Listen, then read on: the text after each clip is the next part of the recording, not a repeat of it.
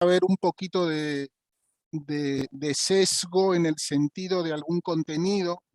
Yo voy a parar periódicamente para ver si continuamos, y la idea un poco es, como dice el título, hacer una pequeña revisión, no sé si la palabra es motivarlo, con tantos pacientes oncológicos que ven de distintas etiologías.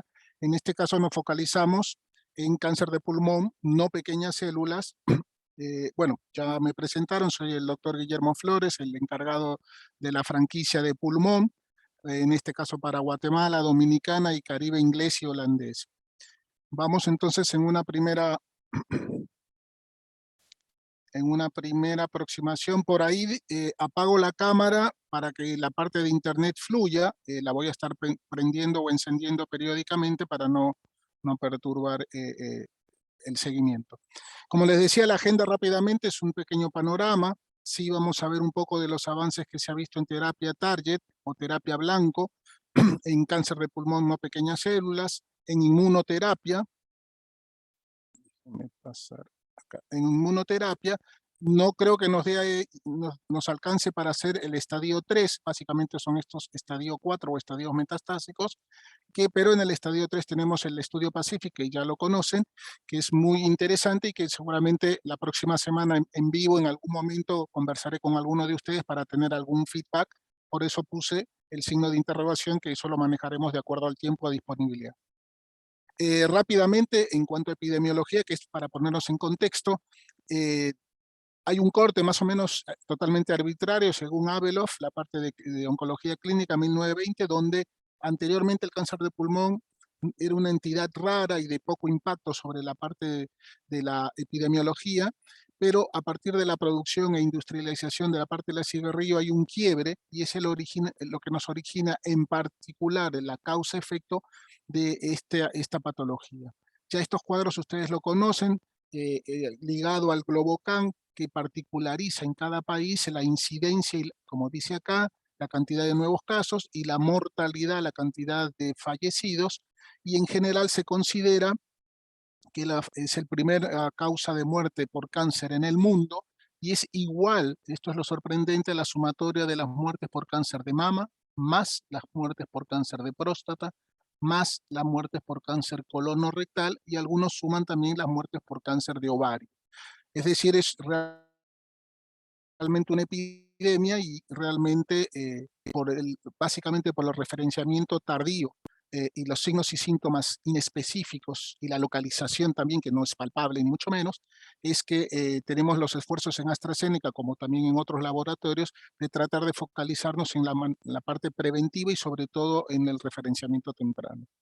Este es un mapa mundi donde vemos efectivamente las zonas más oscuras, Venezuela, Argentina, Uruguay, en la parte de Sudamérica, algunos por temas culturales en la zona del Caribe, Cuba, Dominicana, Jamaica, etcétera, aparte del vapeo, que tiene cada vez más relevancia, toda la parte de Norteamérica, Canadá, Europa, que ya sabemos, España, Francia, Italia, son países muy fumadores, y toda la parte de Asia y la parte de Rusia, que también son característicos. De hecho, muchos de los ensayos clínicos, debido a la gran cantidad, inclusive genotípicamente, tienen un impacto por el volumen de pacientes que generan en Asia y los resultados que pueden recopilar o enrolar pacientes que puedan calificar para distintos trials. La presentación por estadio, y un poco va esto de que quizás en Guatemala, donde he visitado en el 2019, en la parte 2020, en la parte prepandemia, la incidencia no es tan alta como en otras patologías o como en otros países de la región, pero siempre hay que pensar, y es un poco el core de esta charla, de tenerlos presentes. Sabemos los médicos que lo que no leemos, lo que no escuchamos, lo que no vemos, lo que no examinamos, no lo podemos diagnosticar.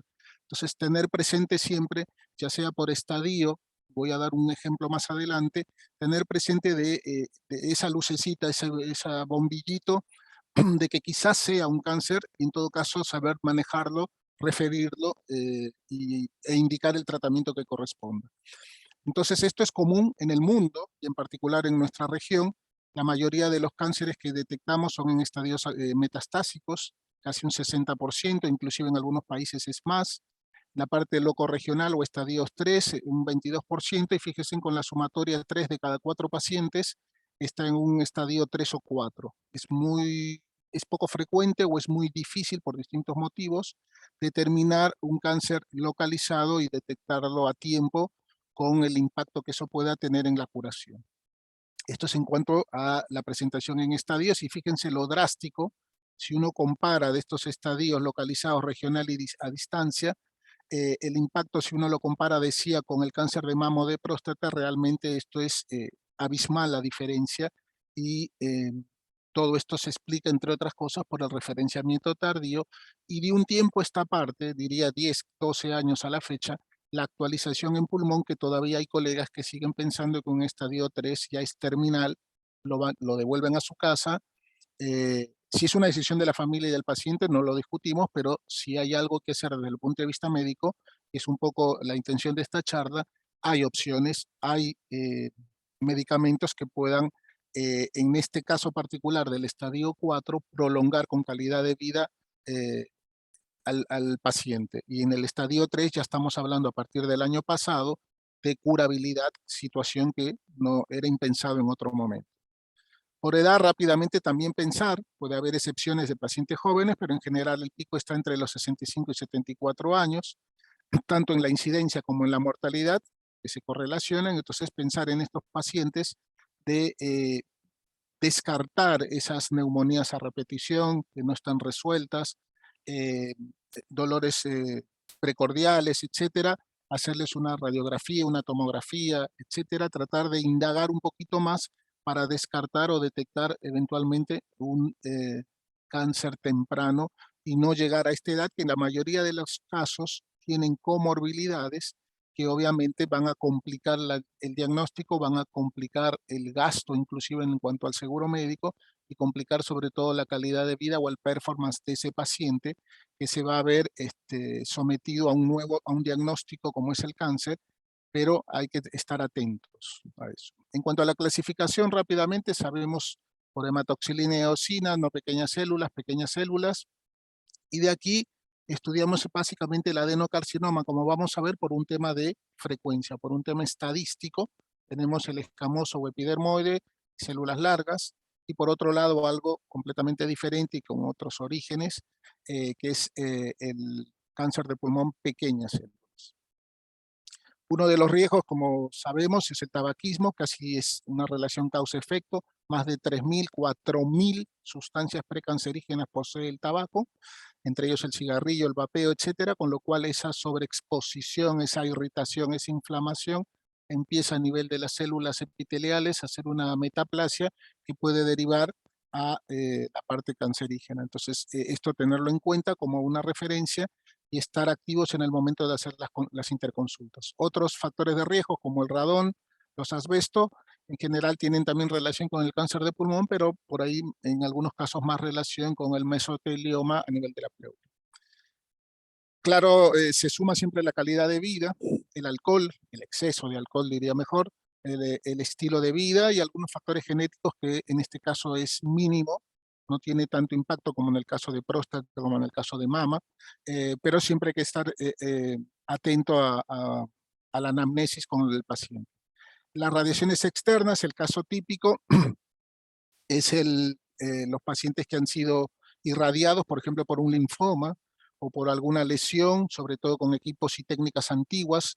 Estamos hablando de más de 20 años hacia atrás. Ya ahora las técnicas y los aparatos en radioterapia son distintos, la dosimetría, pero siempre estar anuente al examen físico y ver esos famosos tatuajes o puntos con tinta negra, con tinta china, para hacer recordar al paciente si fue irradiado o no, porque eso también tiene un impacto sobre una eventual evaluación del cirujano cuando pretende que el paciente sea quirúrgico y realmente los planos de clivaje, si esas zonas fueron irradiadas, van a ser muy difíciles y muy sangrantes. Como decía, la enfermedad pulmonar obstructiva crónica también, si es a repetición, no solamente de darle seguimiento, los antibióticos, lo que corresponda, sino tratar de evaluar y dar seguimiento. Esto es clave, y hay papers que así lo refieren, donde realmente el impacto que se tiene sobre esta enfermedad crónica puede derivar en cáncer es importante. Esto es algo de la fisiopatología, donde vemos la sobreexposición, o ya sea al tabaco o factores desconocidos, la irritación, un poco lo que estábamos hablando, y en algún momento puede que alguna célula se divida producto de esa inflamación crónica, y esa inflamación puede derivar en la iniciación de un cáncer in situ o un cáncer en un estadio inicial, y que de no detectarlo a tiempo puede progresar cambiando totalmente, radicalmente la conducta. Este es un ejemplo típico y es algo que a mí me llamó la atención en su momento, de pensar en una paciente no fumadora, en una paciente joven, en general, y esto es quizás tenemos en algún momento genéticamente seguramente algo de asiático, pero mujer. Entonces, en toda mujer joven, no fumadora, con alguna sintomatología o una imagen sospechosa, muchos de los trials, muchos de los papers que se han detectado en adenocarcinoma han sido en este tipo de mujeres. Casos típicos, Donna Summer, muchos de los jóvenes no la conocen, una cantante ya fallecida de la década del 70-80, y la mujer de Christopher Reeve, el famoso Superman, Dana Reeve, con estas características. Entonces, siempre que haya una paciente, esto es un poco lo, el lema de esta charla, para que se le quede a los médicos, sobre todo jóvenes, en cuanto hagan una anamnesis o una interconsulta, una paciente que diga, doctor, yo nunca fumé, es una paciente joven, es mujer, y empieza con alguna imagen sospechosa, tratar de hurgar un poquito más, porque probablemente, ojalá no sea así, pero probablemente sea compatible con un adenocarcinoma que se ha visto en este tipo de imagen. Entonces, ese mito de que porque no fumo no tengo cáncer, hay que desterrarlo, como así también les decía que aún teniendo un cáncer de pulmón, ese paciente tiene opciones, y veremos en el tiempo si son curables o cronificables.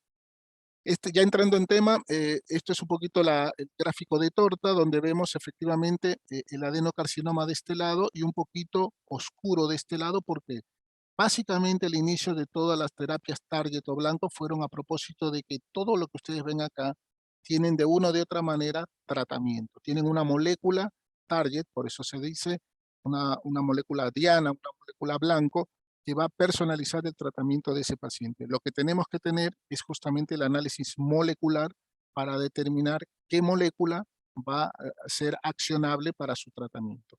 Aquí cada vez hay más investigación, ya hay algunas moléculas que están determinadas, pero básicamente hablamos del adenocarcinoma, como habíamos dicho, entre un 45 y 50% de los pacientes con cáncer de pulmón, no pequeñas células. La histología abarca este brazo, esta rama del lado derecho de la diapositiva. Por eso es que se estudia, o por eso es que se difunde más, y la industria anda más abocada en estos marcadores biomoleculares que me van a determinar un tratamiento particular, que ya lo hay para cada paciente. En cuanto a los sistemas, en cuanto a los tratamientos sistémicos, habitualmente todos los pacientes se trataban con regímenes distintas, combinaciones de quimioterapia. Sabemos que la quimioterapia ha cumplido y cumple todavía su función, pero estas quimioterapias no resolvían la supervivencia libre de progresión, la sobrevida global, inclusive la toxicidad dada periódicamente era mucha, sobre todo la neuro y la nefrotoxicidad, con lo que más todo el performance status del paciente, realmente era lo que había en ese momento, y los avances no habían sido mucho hasta fines de la década del 90. Ya a principios de la década del 2000 empezaron a descubrirse determinados receptores, como el EGFR, que es el clásico y el más usado por lo menos en nuestra región, el receptor del factor de crecimiento epidérmico, y sus mutaciones. Recordemos que esto forma parte de una enzima, de una proteína, de la tirosinquinasa, y básicamente en el caso de los inhibidores de estos receptores, los tenemos en el exón 19 y en el exón 21, que es lo que el análisis molecular, después de haber hecho la clasificación de adenocarcinoma, etcétera, vamos a ver si son compatibles con alguna molécula. En el caso del exón 20 tienen una T790M, que es la encargada de la mutación de resistencia que se tiene en pacientes que se han dado, sobre todo, inhibidores de la tirosina quinasa de primera generación que vamos a ver. Básicamente, ¿qué hacía este receptor? Este receptor es el control de la proliferación, de la angiogénesis, de la metástasis, de la resistencia a la apoptosis, y cuando este receptor está mutado, esto se vuelve incontrolable y a nivel de la célula tumoral el crecimiento es abrupto.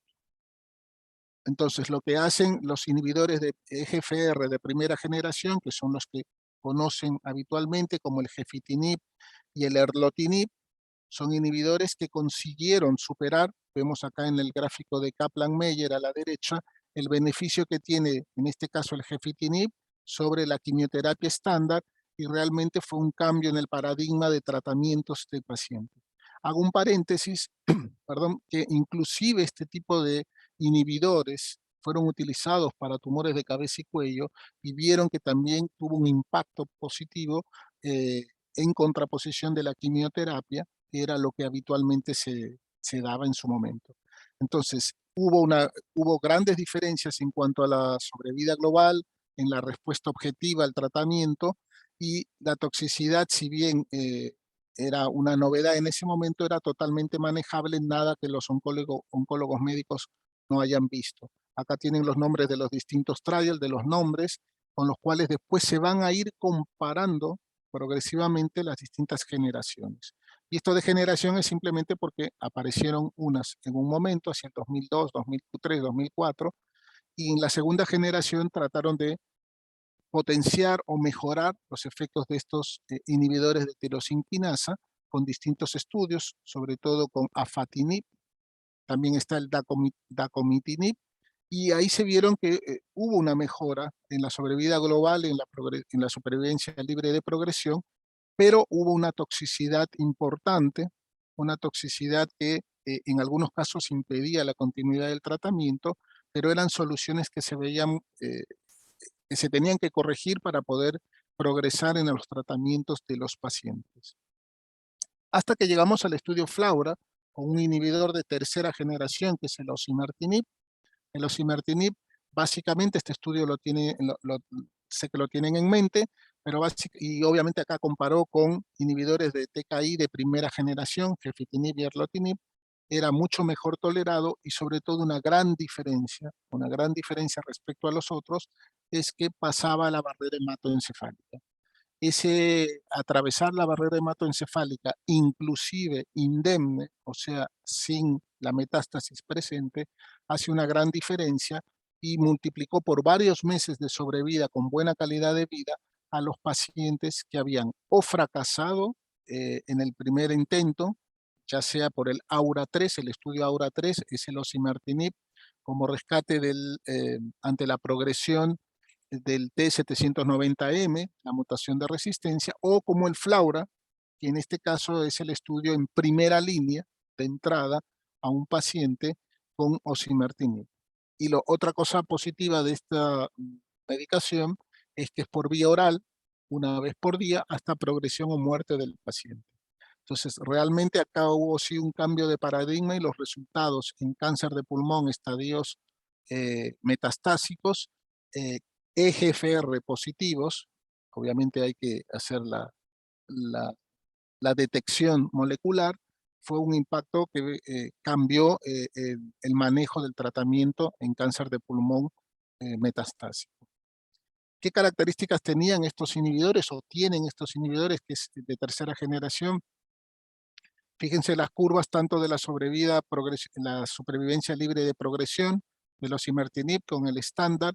El estándar of care en ese momento eran las de primera generación por su facilidad, su accesibilidad, pero se veían que a los 8, 9, 10, 11 meses como máximo había una progresión y aparecía esa famosa eh, mutación de resistencia a T790 que hacía que el paciente progresaba. Entonces, eh, realmente acá la diferencia tanto en supervivencia libre de progresión como en la supervivencia libre de progresión con metástasis cerebrales tiene un impacto importante en cuanto a meses, 15.2 meses versus 9.6, pareciese poco, pero realmente son valores importantes que impactan sobre la sobrevida de los pacientes. Otro de la supervivencia libre también impactó, que es lo que generalmente el médico, los oncólogos médicos se fijan en los estudios clínicos, y la pregunta siempre es, ¿cuál es la supervivencia global que tiene este medicamento para yo poder administrarlo a mis pacientes? Bueno, estos estudios fueron realmente categóricos en cuanto al beneficio que tiene el paciente en esos dos parámetros, en esos dos objetivos, para poder tener, en este caso, 38.6 meses con el osimertinib, eh, inhibidor de tercera generación, versus 31.8, que fue realmente muy bien tolerado. La experiencia dice, y algunos de ustedes quizás ya la han tenido, que la toxicidad es bastante aceptable, la toxicidad gastrointestinal se maneja perfectamente y difícilmente se suspende, salvo algún motivo de fuerza mayor, pero es totalmente manejable, con lo cual las dos cosas se juntan, el beneficio del paciente y el manejo de los efectos adversos de la molécula. Otro de por porcentaje, por descubrimiento, por investigación, era la translocación de ALK, que es otro de los en estadios avanzados. Hay varias drogas que se pusieron y como ven acá, el timeline de los años, tanto de crizotinib, tuvieron un impacto en la supervivencia libre de progresión y de respuesta objetiva en supervivencia libre de progresión y supervivencia global versus la quimioterapia. Siempre comparamos la quimioterapia, que era a todos los pacientes se le daba la quimioterapia, y realmente ya con estos medicamentos que tienen un impacto mayor en cuanto a la personalización de los tratamientos, ha habido un beneficio. No solo el crizotinib, se fueron investigando a lo largo del año, y fíjense que no estamos tan lejos de estos años. Ha habido una catarata de información y una catarata de descubrimientos acelerados. El ceritinib, el brigatinib, son moléculas nuevas. Alectinib, ya estamos hablando de hace 5 o 6 años a la fecha, que han tenido un impacto para cáncer de pulmón no pequeñas células a nivel metastásico, estadio 4, y en general los gráficos que demuestro acá de supervivencia libre de progresión, ampliamente separadas las dos curvas, en beneficio inclusive de un alectinib, que es moléculas para ALK, versus el crizotinib, ya los han superado y tienen indicaciones específicas para este tipo de alteraciones o desarreglos en el ALK. Lo mismo tenemos que son moléculas totalmente manejables, son seguras, tienen un impacto sobre el sistema nervioso central, buena tolerancia, y realmente los gráficos que muestran o los resultados que muestran en el control en sistema nervioso central son bastante positivos, con los cuales ya en algunos casos, como en el caso de los osimertinib que hablaba de EGFR positivo, son standard of care para tratamientos donde el estudio molecular ha sido positivo. Como resumen de esta primera parte, en terapias blanco, en terapias targo, bueno, se utilizan para enfermedades agresivas o más que agresivas, enfermedades avanzadas como en el estadio 4. Las nuevas terapias han cambiado la evolución de la enfermedad. Hay que estar consciente y ayornarse a los tiempos que corren. Dejemos por un momento en este espacio de ciencia y de médicos el tema de acceso, que es importante y se maneja de otra manera, y créanme, hacemos distintas acciones que Carmen seguramente les ha informado, como programas de bridging program, etcétera. Tratamos de facilitar lo que se pueda desde el punto de vista de acceso, pero desde el punto de vista médico exclusivamente quiero que se queden con que hay opciones para pacientes en estadios avanzados, y pensar en 7, 8, 10 meses más parece poco, pero antes era cero. Entonces, y estamos hablando que antes solamente había quimioterapia, las secuelas de la toxicidad de la quimioterapia, y la quimioterapia tiene sus indicaciones todavía, pero no es cuando ya eso va a ser una vez que descartemos que ese paciente no tiene ninguna terapia target para dar. El perfil de seguridad de estos inhibidores de tirosinquinasa es bueno, por lo menos es manejable. A los oncólogos con los que he conversado y he visitado, coinciden con con lo sugerido por la prescripción. Eh, Repito, por más toxicidad 1, toxicidad grado 1, grado 2, ellos no suspenden, salvo que ya entre en una toxicidad grado 3, y dependiendo cuál sea la misma, ellos tratan de manejar. En el caso de las toxicidades, habitualmente nosotros en el osimertinib tenemos en particular tratar de no suspender más de 2, 3 semanas como mucho, porque si no el efecto del tratamiento prácticamente vuelve a cero. Eso es un tip que hemos estado evaluando. Entonces, lógicamente, si el paciente requiere más tiempo, primero está el performance status de ese paciente, pero si lo podemos manejar y retomar de la misma manera, eh, con 80 miligramos dosis por día, se retoma de manera inmediata. Este control de enfermedades sobre el sistema nervioso central es crítico porque impacta de dos maneras. Aquel que tiene metástasis cerebrales tiene una mejora en sus metástasis y una prolongación de vida con calidad de vida. Es un paciente, repito, si recuerdan las diapositivas iniciales, esas diapositivas me hablaban de pacientes de 50, 60, 70 años que hoy ahora son vitales, son productivos, trabajan, sostienen familia. Entonces, esos pacientes todavía pueden estar trabajando y deben estar trabajando si tienen controlado esas metástasis. Eso por un lado. Por otro lado, aquellos pacientes que no tienen metástasis, pero tienen un estadio 4 por otra localización, como les decía, pasa la barrera hematoencefálica y lo que digo yo es una profilaxis, si se quiere, al sistema nervioso central, administrándole este tipo de inhibidores de tirosina quinasa de tercera generación en beneficio de los pacientes. Y además, no hace mucho, 5, 6, 7 años atrás, a estos pacientes con metástasis cerebrales se les sometía a radioterapia.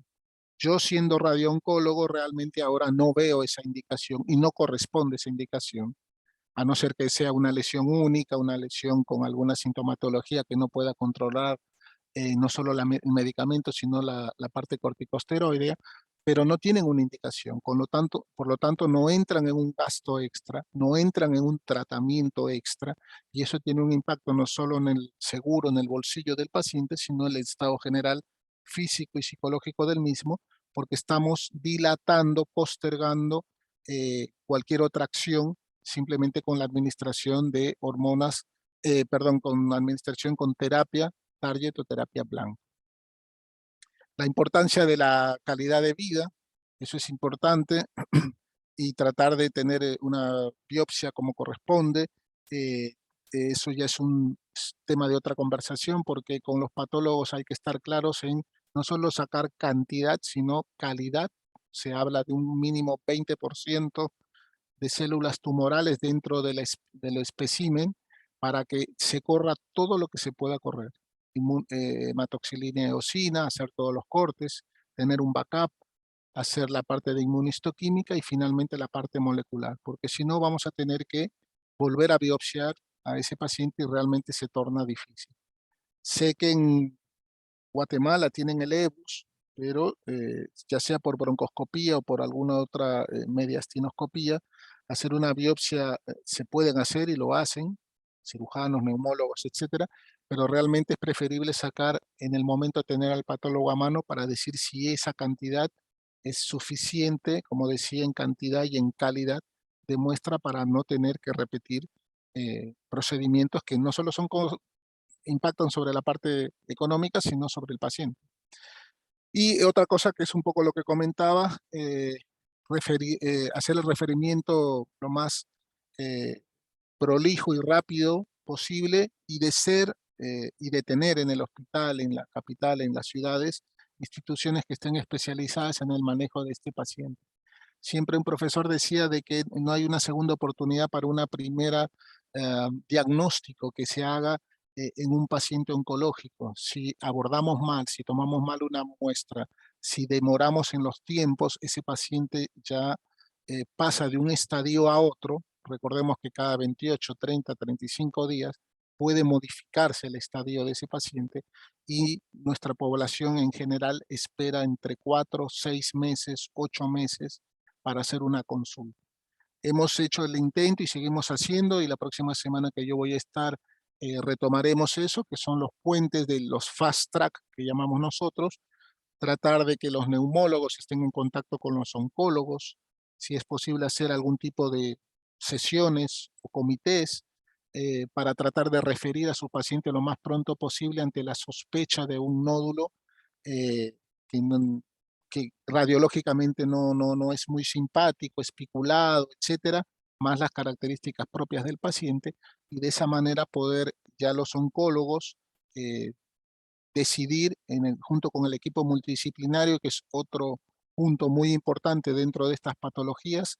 No es querer molestar a los colegas, sino que realmente hoy ahora es hasta un tema médico legal. Desconozco, averiguaré la próxima semana en Guatemala, pero en Dominicana y en muchos lugares de Centroamérica y el Caribe ya existen bufetes de abogados especialmente eh, que van viendo cómo se han comportado con ese paciente. Y las consultas, las primeras 2 consultas son gratis. Entonces es una manera de atraer clientes o pacientes y si no se han tomado en cuenta. Entonces tener ese cuidado es un detalle, pero consultarlo con el cirujano de tórax, con el oncólogo médico, el radiooncólogo, el patólogo, el neumólogo, etcétera, la gente que está involucrada en el equipo multidisciplinario para presentarle ese caso y decidir cuál es la mejor terapia correspondiente. ¿Alguna pregunta para este momento?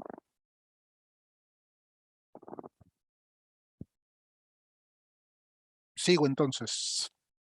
Doctor, Sí, yo tenía uno con lo de la biopsia líquida. sí.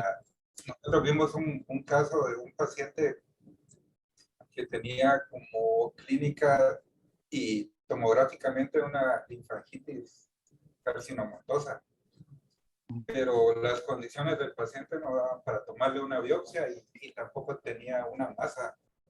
Entonces se le hicieron una biopsia líquida y le salió positiva la mutación en EGFR eh, sin tener masa.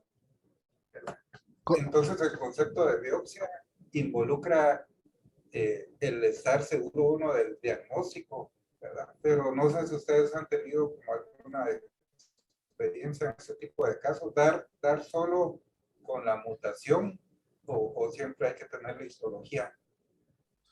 Buena pregunta.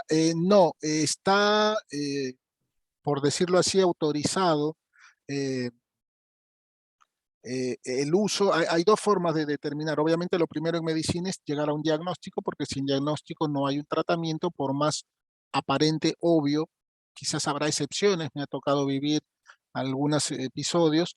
No estoy en este momento haciendo clínica per se, pero lo común es que se tenga la biopsia de tejido. Ese es el gold estándar y eso es a lo que se apunta. Pero casos, como dice usted, el plan B, totalmente válido, es la biopsia líquida. Es más fácil, es más barata, no será tan precisa, puedo repetirla tantas veces como necesito para tener corridas de otro tipo de determinar determinadas moléculas, en este caso, determinada parte molecular, pero en este caso, si se tuvo la suerte de llegar a un diagnóstico como el EGFR, sí, tenemos una clínica, tenemos un paciente, tenemos un diagnóstico, y en este particular caso, entiendo, sería suficiente y desde el punto de vista médico-legal sería lo ideal para tratar a un paciente.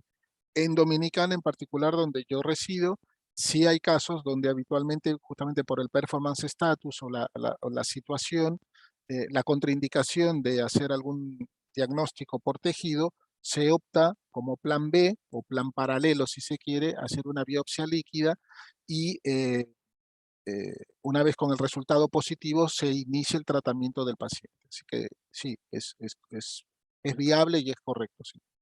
Mucho ahí tiene que ver inclusive las instituciones. Ahora que lo veo en el ICS, trabajarán de manera muy parecida, no necesariamente igual al Roosevelt o algún otro hospital, etcétera, al militar, con lo cual hay algunas variantes mínimas, pero eso es en consenso. Precisamente esas decisiones se toman en el equipo multidisciplinario porque se evalúan los 4, 5, 6, 7 profesionales que estén, dicen, bueno, ¿qué podemos hacer? Cirugía, ¿cuál es? ¿Se puede biopsiar? No hay nada para biopsiar. o hay una contraindicación para biopsiar, el neumólogo, la broncoscopía dio, insististe, que el oncólogo.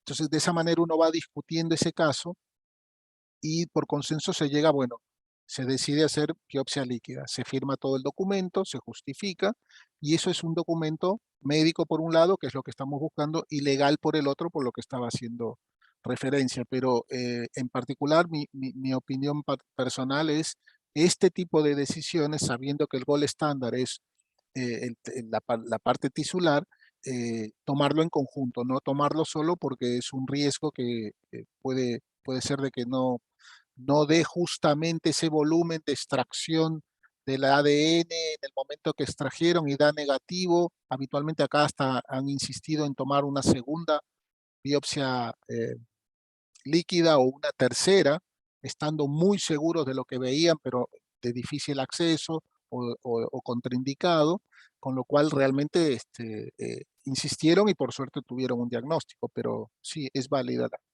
la observación y es válida la biopsia.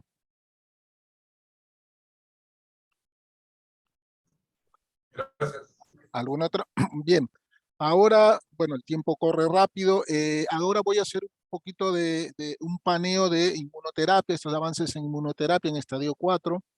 Eh, Probablemente les voy a pasar, hay un estudio particular con el durvalumab, que es el Poseidón, pero acá voy a hablar un poquito el inicio de la parte de inmunoterapia, básicamente para los más jóvenes que por ahí ya tienen mucha experiencia, los residentes, etcétera.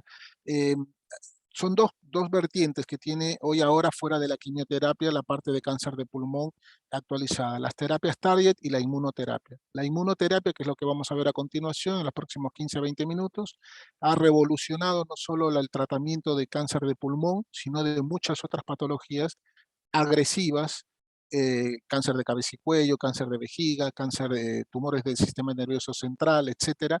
Pero básicamente la cantidad de estudios que se han hecho con diversas combinaciones de quimioterapia, radioterapia, etcétera, han sido en pulmón. Y esto un poco obedece como el primer concepto que sabíamos los que hemos visto algo de oncología, de que propiamente el cuerpo humano, el sistema inmunológico, debía desembarazarse, como lo hace tanto de hongos, bacterias, virus, de las células cancerígenas. Pero por algún motivo no descubierto hasta hace un tiempo, esto no sucedía y lo que agregábamos era elementos, si bien eran tóxicos, eliminaban no solo las células malignas, sino las células sanas en el organismo y generaban esas toxicidades de la quimioterapia en sus distintas facetas, en sus distintas moléculas. Entonces, lo principal de acá es la liberación de los antígenos a propósito de las células tumorales, de acuerdo a la presentación de los antígenos a partir de las células presentadoras que viajan hasta el nódulo linfático, esto por corriente de los vasos sanguíneos, por diapedesis, pasan a la parte de por distintos elementos o factores o sustancias que sintetizan las células T, pasan a hacer la interacción sobre las células linfocitos T y los linfocitos T killer por los interferones terminarían, que ahí es donde es el descubrimiento que se detectó de un tiempo hacia atrás, detectarían a esta célula tumoral no identificada inicialmente y procederían a eliminarla o mínimamente a controlar. Es un poquito el ciclo de lo que se debería hacer, ratificando que el sistema inmune debería ser, es el que nos controla, el que limita esta creación de las células. Estos son los dos que los deben haber mencionado, los deben haber conocido o leído, son los descubridores de los puntos de control o los checkpoints a los cuales debemos la gran avance. Esto, si no me equivoco, fue en el 2008, por ahí, no tiene mucho tiempo esto, pero sí el desarrollo posterior a sus descubrimientos, dado que realmente, como decía, han revolucionado el tratamiento. Y básicamente la interacción en el sistema inmunológico, el mecanismo de acción es la interacción de la célula presentadora de antígeno con la célula de los linfocitos T. Estos liberan sustancias, citoquinas, sustancias lisis de proliferación y de migración, y lo que hace es que generan un microambiente tumoral y lo que denominamos un tumor caliente. Ese tumor caliente genera en la superficie de la célula tumoral la aparición de checkpoints o puntos de control, que son PDL1 o PD1, cualquiera de los dos, y lo que precisamente la industria se ha abocado es en a bloquear justamente esta unión, esta llave que se forma acá, para poder liberar al linfocito T y poder accionar, eh, eliminar la célula tumoral. Este linfocito T, cuando tiene esta unión, es como que está frenada la actividad de este linfocito T y no puede ejercer la muerte celular, con lo cual, en este caso la muerte tumoral, con lo cual al generar los inhibidores de los checkpoints o de los puntos de control, liberan la acción del linfocito T y puede ejercer la eliminación del tumor eh, en su, en su completa medida. De hecho, y esto ya quedaría para una próxima charla, probablemente la próxima semana o cuando corresponda, donde claramente acá lo vemos con el estudio Pacific, con el durvalumab, que tiene un impacto ya a data del año pasado, del ESMO y del ASCO del año pasado, 1 de cada 2 pacientes en estadio 3, que no es el caso de la charla de hoy, está vivo a 5 años. Entonces ya estamos hablando de curación. Hasta el año pasado hablábamos de potencialmente curar. Ahora hablamos de curación a partir de 5 años. Recordamos que el corte en oncología arbitrario subjetivo son 5 años. Cualquier paciente oncológico que cruce esa barrera de tiempo se considera curado, aunque recaiga al día siguiente, porque de alguna manera tenemos que ver cuándo consideramos un paciente curado. Bueno, el durvalumab, el estudio Pacific, ya a partir del año pasado, ha cruzado esa barrera y hay pacientes, 49.5% de los pacientes, 1 de cada 2, está vivo en un estadio 3, o sea, localmente avanzado, cáncer de pulmón no pequeñas células, a partir de este concepto de inmunoterapia, de haber hecho radioquimioterapia y posteriormente durvalumab solo por 1 año. O sea, además de eso tenemos el tema del tratamiento final. Esto es un poco más del mecanismo de acción. Bueno, el sistema, la reactivación del sistema inmunológico, esto es en terapias de inmunoterapia, y con quimioterapia y otro tipo de tratamientos o terapias target, actuamos directamente sobre el mecanismo de la célula tumoral. Recordemos que acá tenemos radioterapia que se puede asociar, como vamos a ver, y se puede asociar quimioterapia a la parte de inmunoterapia. Entonces, esas 3 patas, ese trípode, tanto de la radioterapia, la quimioterapia y la cirugía en el tema, es importantísimo, porque siempre esto se consulta con el cirujano de tórax, que no tenemos muchos en la región, y sobre todo no con capacidad, sino con experiencia en eliminar estos tumores.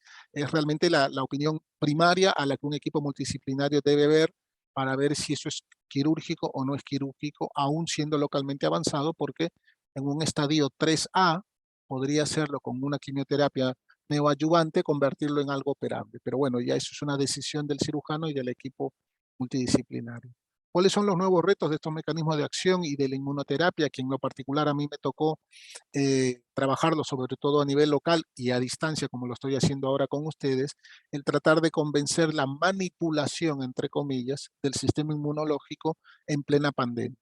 Muchos de los médicos no se animaron, a pesar de encontrar algún tipo de pacientes en esos estadios, de entrar por los efectos adversos, los nuevos efectos adversos que puede haber inmunomediados, y el manejo escaso o la experiencia escasa que tenían, con lo cual hacían diagnósticos diferenciales. Esto obedece a algún trastorno en tiroides, entonces lo mandaban al endocrinólogo, pero tenía un cáncer de pulmón, y el paciente se diluía en plena pandemia. Entonces, realmente el uso racional de los esteroides y la confusión de que todo lo podemos solucionar con esteroides, hasta cierto punto es correcto, pero realmente poco a poco, sobre todo a partir del año pasado, los médicos fueron adhiriendo al manejo, sabiendo cuáles son los efectos adversos y cómo se manejan.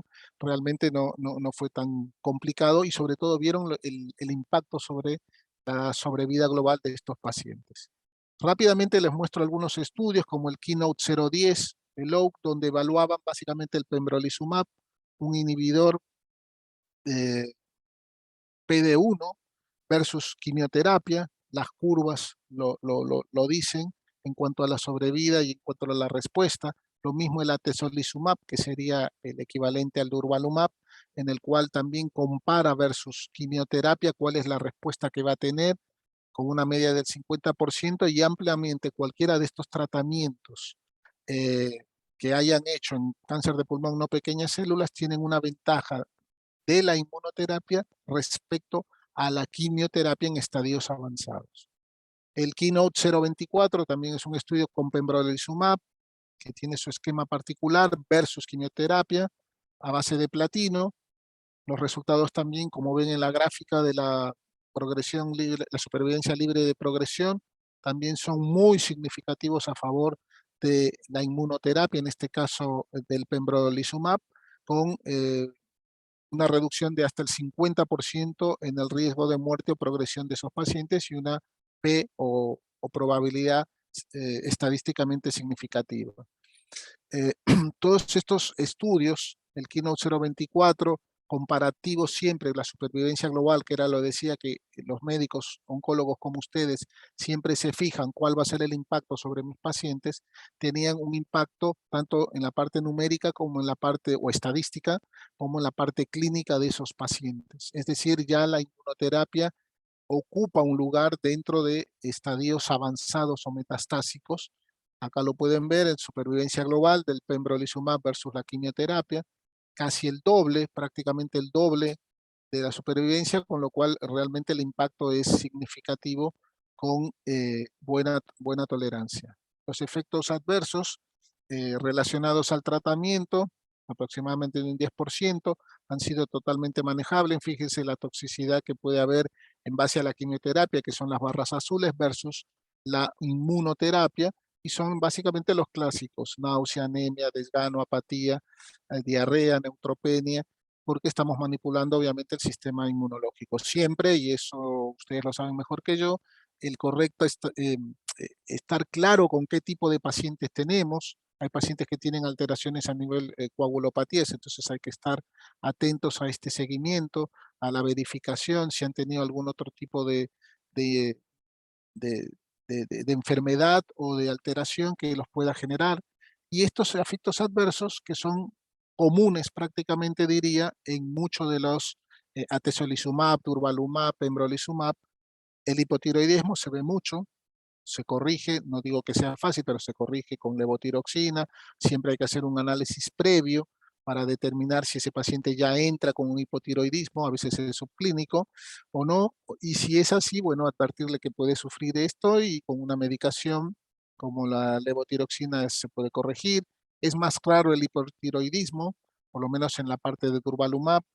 La neumonitis, en la neumonitis hay que tener mucho cuidado, ver si en estos casos estamos hablando de estadios 4, pero en el estadio 3, como se irradia, hay que ver la radioterapia, cuál fue el campo de irradiación, cuál fue la técnica, cuál fue la dosis, y hay que estar muy unido en ese equipo para hablar directamente con el especialista para que nos diga y nos explique si esto es una radioneumonitis o una neumonitis producto per se del medicamento. En general, esos son los más comunes, los efectos más comunes, pero se pueden desencadenar algunas otras eh, alteraciones, inflamaciones, que con la incidencia con el tratamiento con corticosteroides pueden tener una mejoría significativa. Se trata también, repito, de no suspender el tratamiento, salvo que ya la toxicidad sea un grado 3 o 4 y que realmente no tiene sentido continuar con esto. Nos ha tocado consultas con pacientes en que han desarrollado COVID. Obviamente el COVID tiene prioridad, evaluando en conjunto al paciente, y después se retoma sin exceder las 3, como mucho 4 semanas.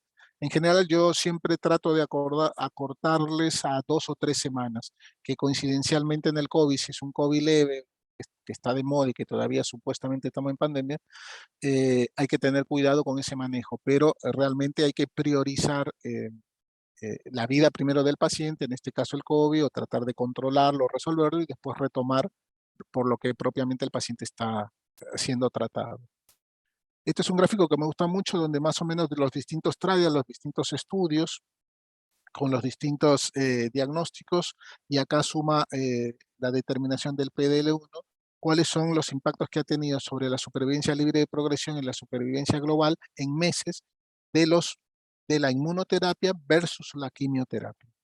Acá lo tienen gráficamente en números y realmente ya no hay discusión del beneficio que se tiene de la inmunoterapia en cáncer de pulmón estadio avanzado metastásico respecto a la quimioterapia. Pero tenemos algunas otras cosas que se siguen estudiando, que es, ¿podemos combinar la inmunoterapia con quimioterapia? Sí. ¿Podemos combinar la inmunoterapia con radioterapia? También. Y las razones groseramente son estas en cuanto a mecanismos de acción. Hace que se recluten mejor las células presentadoras de antígeno, entonces esas células tumorales que son ajenas al organismo van a ser más fácilmente en cantidad y en calidad presentables, por decirlo así, a los linfocitos T, y van a desencadenar ese circuito, ese ciclo que habíamos visto. Va a generarse un upregulation de estas células, de estas moléculas, perdón, PDL1, como lo hace lo que determinaba una célula caliente.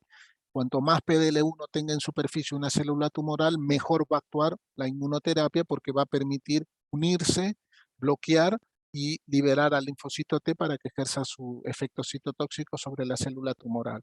Recluir justamente como consecuencia de eso mayores células, linfocitos T CD8, recluir más macrófagos que pueden controlar de la misma manera o similar a las que se controla cualquier otra, una infección, por ejemplo, y un down regulation de las células inmunosupresivas que me van a permitir ejercer ese trabajo. Entonces, sí hay estudios en combinación, son muy específicos. Por ejemplo, en el caso de la radioterapia, hay efectos directos de la radioterapia y hay efectos abscopales que me van a hacer que destruyen de alguna manera esa célula, y esa destrucción genera múltiples linfocitos, múltiples eh, antígenos, y esos antígenos van a generar un upregulation en el PDL1. Sumado o en combinación con la quimioterapia, hacen que cualquier tratamiento de inmunoterapia sea potencialmente beneficioso, como les hacía referencia al estudio pasivo. Otro de los estudios del Keynote 189, ya acá entramos en el otro capítulo de la combinación de inmunoterapia más quimioterapia, en este caso con pembrolizumab, pemetrexed, drogas que manejan diariamente, carboplatino, cisplatino, etcétera. Esto dependerá de la parte renal de cada paciente, combinado versus quimioterapia, y vemos los beneficios de supervivencia libre de progresión a favor de la asociación de quimio y de inmunoterapia. Esto ya, todas las combinaciones posibles que ustedes se puedan imaginar, también se están haciendo, se están estudiando a nivel de neoadyuvancia. Entonces esto ya tiene un impacto en cualquier estadio del cáncer de pulmón, y esperemos que en los próximos, bueno, ahora en junio el ASCO va a hacer las presentaciones, las actualizaciones de estos estudios. El Keynote 189, la sobrevida global, el mismo que hemos estado viendo, claramente los gráficos a favor del pembrolizumab. Ya no hay discusión en el beneficio de pembrolizumab, quimioterapia versus quimioterapia, a favor del tratamiento de inmunoterapia. Estamos hablando en estadios metastásicos, en estadios terminales, en estadios donde realmente uno en su momento les daba 10, 15 años atrás quimioterapia solamente. El update a 2 años, siguen las curvas separándose o se mantienen por lo menos paralelas, con una mediana del 95% del intervalo de confianza, y ya estamos doblando la cantidad de meses en cuanto a los pacientes, con lo cual a 2 años es realmente impactante los resultados que se logran en pulmón. Y los que les gusta particularmente dentro de la oncología pulmón, todas las semanas hay un update de alguno de estos números, de alguna de estas moléculas que impactan sobre la utilización. Hay que llegar a estos grandes congresos para que se conviertan en standard of care, como son los inhibidores de tirosina quinasa, los imatinib, como es el durvalumab en su momento en estadio 3, el Pacific, donde realmente antes no había nada. Había el famoso watch and wait, ver y esperar para ver qué hacíamos, y ante la progresión lo único que le podíamos dar a los pacientes era más quimioterapia con la toxicidad que eso amerita, pero en ese momento no había otra cosa. Se sigue sumando beneficios sobre el pembrolizumab o en general la inmunoterapia en pacientes con metástasis a nivel de hepático. Fíjense el beneficio que tiene con pacientes con metástasis hepática y sin metástasis hepática, beneficiados en ambos casos. Entonces ya estamos hablando de estadios 4 que en un momento eran complejos, complicados de tratar, y ahora la asociación de la quimio e inmunoterapia tiene un beneficio directo sobre el beneficio del paciente y la calidad de vida. Lo mismo tenemos en cuanto a metástasis cerebrales, con metástasis y sin metástasis. El beneficio de esa asociación, voy a generalizar, de la inmunoterapia y la quimioterapia, tienen un impacto mayúsculo sobre hacer quimioterapia sola. Otros estudios que ya me estoy pasando del tiempo, rápidamente voy perdón, otros updates, quise decir, de 2 a 3 años, también generando el mismo beneficio. El IMpower 150, en este caso es atezolizumab, es la misma molécula, no es la misma, es similar molécula a durvalumab, donde tiene brazos. No traje acá a colación el estudio Poseidon, que es el de durvalumab, que tiene un esquema parecido. Esto se va a actualizar ahora en el ASCO de este año, y donde realmente hay un beneficio también importante de los endpoints de la supervivencia libre de progresión y la sobrevida global en ambos casos, y ya estamos a 2 años y pasando los 2 años de beneficio de la asociación de la inmunoterapia con la quimioterapia. Algunos parámetros que me permiten la tasa de respuesta objetiva, que me permiten justamente aseverar esto que les comentaba, y también para cáncer de pulmón no pequeñas células escamoso o epidérmico, a diferencia del adenocarcinoma, con lo cual ya estamos cubriendo la industria farmacológica en general, cubriendo en cualquiera de sus histologías el beneficio de la quimioterapia e inmunoterapia versus el placebo o la quimioterapia, que era lo que se daba. Para finalizar, entonces, un poquito de resumen de esto, cáncer de pulmón no pequeñas células ha evolucionado y está involucrado básicamente en la parte de inmunoterapia. No es complejo, no es difícil, sobre todo para los más jóvenes, los médicos, los oncólogos, que trabajen con la parte de inmunoterapia. La expresión del PDL1 es un biomarcador dentro de los distintos marcadores que tenemos, ya sean diagnósticos, pronósticos o predictivos. Bueno, en este caso, eh, el PDL1 es importante, la determinación por inmunohistoquímica, la sinergia de estos, el efecto sinérgico entre distintos tratamientos. Casi la pregunta del millón es saber cuál es la secuenciación, qué doy primero, cuándo lo doy, cómo lo doy, a quién lo doy, y obviamente el tema de acceso. La quimioterapia y la inmunoterapia parece ser la eh, primera línea, el más elegible, descartando obviamente siempre que primero hemos hecho no es un EGFR, no es un ALK, no es un ROS1, no es un BRAF, porque esos son terapias driver que tienen su propio tratamiento. Una vez hecho el descarte, pues nos quedamos con inmunoterapia y ya veremos qué porcentaje del PDL1, si es más del 50% o menos del 50%, tendrá mayor o menor respuesta. También esta asociación trabaja en los dos tipos histológicos, que lo que habíamos mencionado. También hay un rol de la inmunoterapia como segunda línea, que eso lo vamos a ver en próximas charlas, y se está estudiando y hay unos resultados muy promisorios. No hay alguna alteración, y esto es lo que muchos médicos tenían cierto temor en pandemia, con los efectos adversos inmunomediados, y hay que tratar de ver de que la toxicidad grado 1 y grado 2 eh, se pueden manejar, se pueden permitir y no van a hacer interrupción del tratamiento. Creo que esa va a ser por ahora y por tiempo, porque acá tenía lo del estudio Pacific, pero realmente no les quiero, que había comprometido una hora, así que ya me estoy pasando de la hora. No sé si hay preguntas, no sé si está Carmen, doctor Castro, colegas. A ver,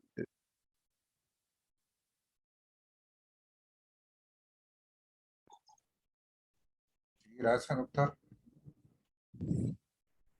Está ¿Sí? Oye, buena tarde, doctor Flores. Luis ¿Qué, Orellana le habla, qué R, tal? eres de Oncología Médica. Que, bueno, sé que no se trató, pero por ejemplo, en estos pacientes de Pacific Sí. que se les dio durvalumab y recayeron antes de los 5 años, ¿afecta en algo la secuencia de tratamiento el haber tenido un anti-PDL1, perdón? No, el Pacific tiene hay una, hay dos partes. El Pacific per se, que tiene sus indicaciones y tiene la famosa ventana terapéutica de 42 días, etcétera, etcétera. Pero hay un Pacific R, que es el del Real World Evidence, que nos ha dado esa chance que nosotros peleábamos. Digo nosotros, no solo como industria, sino como pregunta de ustedes, el feedback que teníamos, ¿qué pasaba si nos pasábamos de esa ventana? Realmente ese paciente, si no le das durvalumab, no le das nada, queda en seguimiento y controles. Entonces ese paciente, así se exceda a los 42 días, 52 días, 62 días, ese paciente se va a beneficiar de que le des durvalumab. No hay ninguna, si hay algún fracaso, si hay alguna falla, hay médicos, sobre todo en España, que han intentado hacer el rechale con durvalumab y en algunos casos han sido beneficiarios, pero acuérdate que el Pacific no contemplaba como objetivo la determinación del PDL1. Eso solo servía para Europa porque la agencia europea exige que sea positiva. Nosotros, digo nosotros, de este lado del mundo, vamos más con la FDA. La FDA no exige que sea positivo, ni siquiera que sea positivo. Entonces, tenemos esa libertad para poder manejarnos una vez descartado que no sea una terapia driver para hacer la indicación del durvalumab. Eso es lo que he tenido de feedback de los colegas en cuanto al durvalumab. Y en cuanto a toxicidad, justamente las mencionadas, hipotiroidismo, rash, el rash a veces es importante, pero nada que no se pueda controlar con una crema con corticoides, etcétera, hidratación. A veces hay interconsulta con dermatología, hay cremas específicas, inmunomoduladoras, etcétera, pero generalmente aparecen a las 4 o 6 semanas y si no aparecen, ya no aparecen y si aparecen y mejoran, ese va a ser la conducta del tratamiento. De hecho, tienen una remisión una vez finalizado el tratamiento porque recuerda que eso es un año, es un tratamiento finito y después a las 4 o 6 semanas de finalizado empieza a revertir. Ok.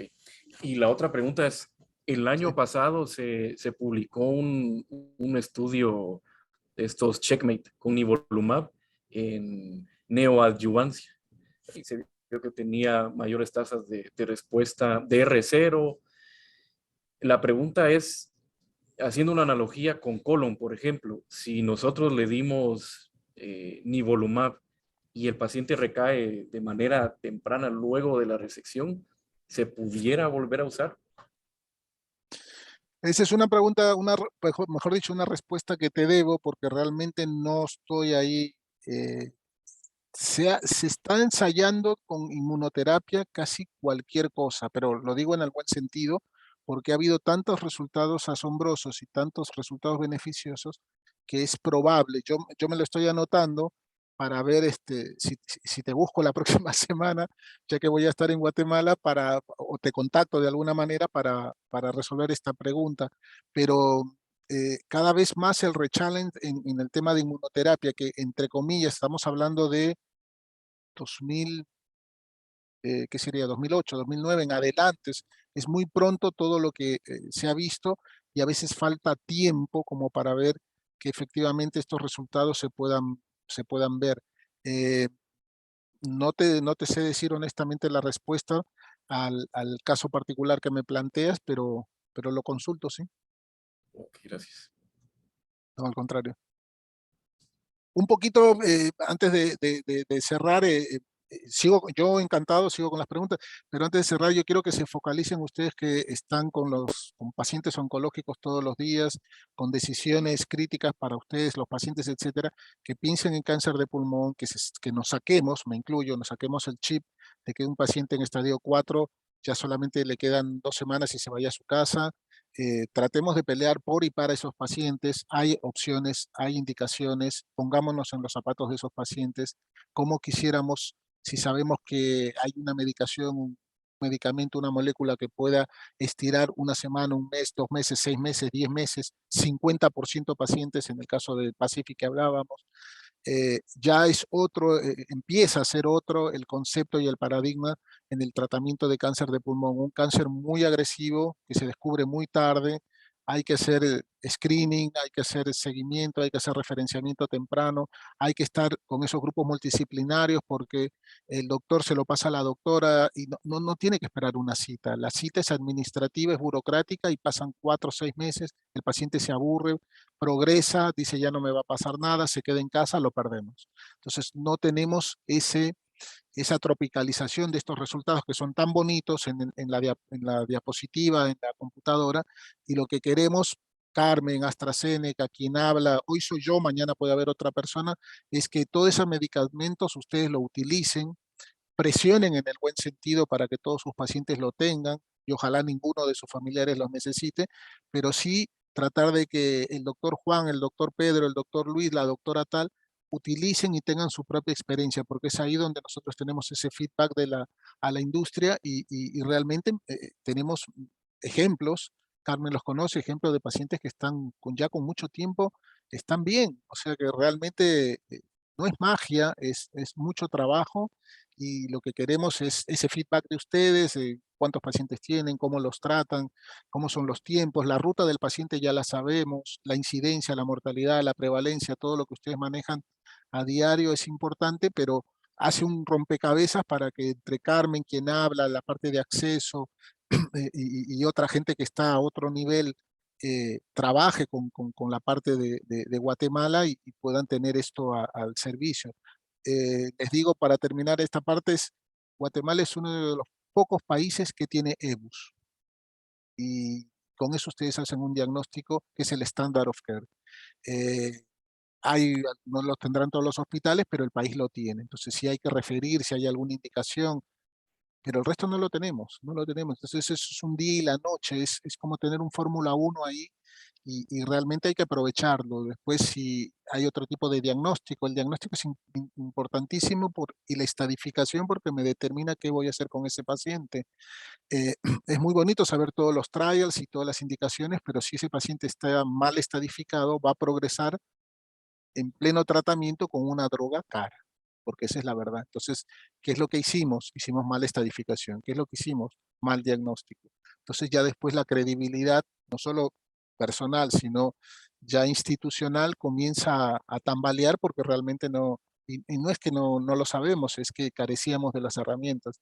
Así que los incito a que peleen en el buen sentido por reclamar esas cosas que van a llegar tarde o temprano. Uno no pensaba en un acelerador lineal y uno trabajaba con cobaltoterapia y resulta que ahora están con técnicas de punta, entonces siempre llega. No, hay que estar, ustedes que son jóvenes, tratar de estar siempre motivados y alertas y exigir en el buen sentido, ¿no?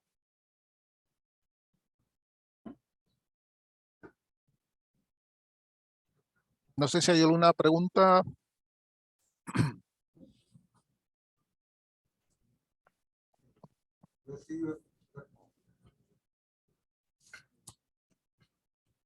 Sí, doctor. Estaba pensando, ¿por qué se dice que son mutuamente excluyentes? Que si es GFR positivo, eh, la inmunoterapia no va a funcionar tanto.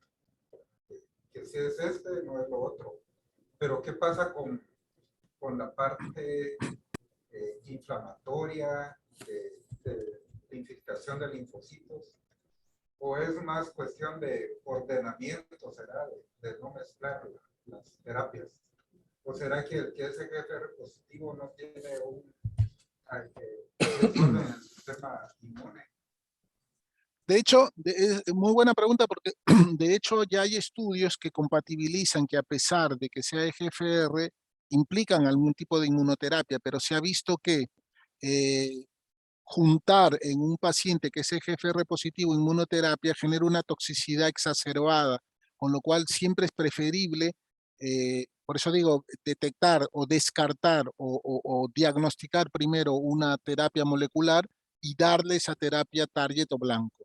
Eventualmente, ante un fracaso de esa terapia, alguna progresión, también hay estudios que implementan la inmunoterapia, pero no la asociación de ambas porque genera aparentemente algún efecto inflamatorio que genera una contraposición, y todos los pacientes, por lo menos con los colegas que he hablado, básicamente en España y en Holanda, por el tema de Caribe holandés, Aruba, Curazao, San Martín, me dicen que les ha ido muy mal cuando han asociado terapias de inmunoterapia con EGFR.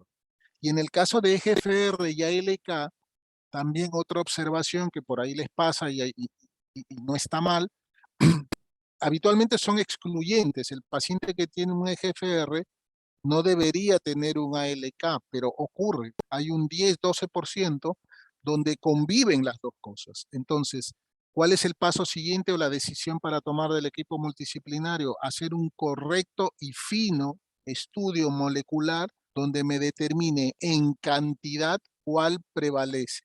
Si prevalece el EGFR, pues me voy con los inhibidores de TKI.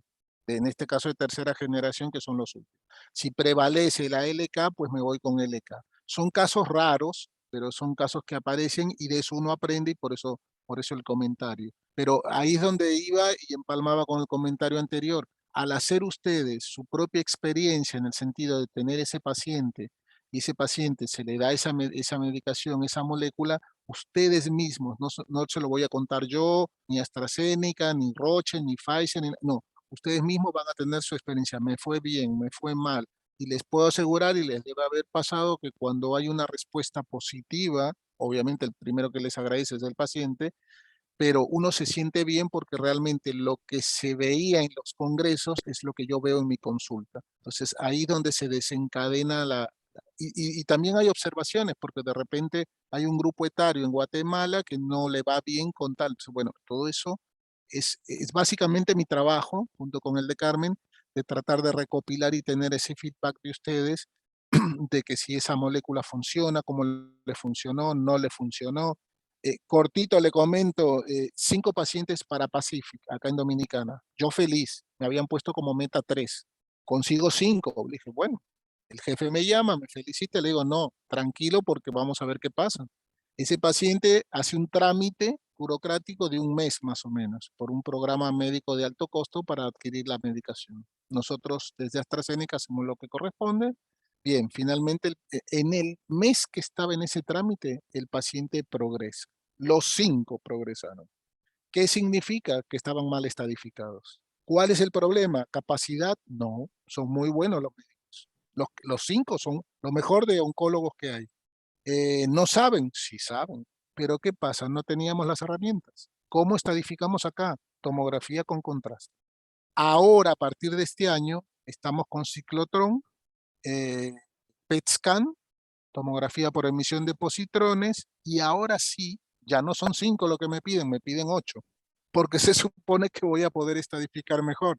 Pero no soy yo, lo que le quiero decir, la estadificación es crítica, así como el diagnóstico, porque sin eso, ¿qué me van a...? Si ese paciente hubiese tenido la droga, los 5 o 1, y hubiese fallecido a los 2 meses, probablemente ese médico ya no prescribía más. Entonces hay que estar seguros de que ese paciente, por eso es muy importante, reitero, por cuarta o quinta vez, el grupo multidisciplinario. Doctor Juan, doctor Pedro, doctora Luisa, doctora Miguelina, etcétera. ¿Qué opina? Deme su opinión, abra la boca, consulte, firme, selle. Hacemos esto, hacemos lo otro. No, me parece que por aquí no, por aquí sí. Entonces todos en consenso llegan a un diagnóstico y a una estadificación. Yo siempre hago ese ejercicio que todavía, a pesar de mi condición en AstraZeneca, asisto a 2 comités de tumores, por compliance y por todo lo que la industria pide. Y los residentes siempre le digo, volteo porque el que preside la sesión me autoriza, volteo y le digo, ¿qué estadio es ese paciente? Mama, lo que venga. No sé, digo, pero si no sabes qué estadio es, ¿cómo lo vas a tratar? O sea, parece una tontería, pero hay que recalcarles, no es saberlo de memoria, lo puede tener en una carpeta, lo puede tener en su computadora, en su celular, eso se renueva cada 4 o 5 años.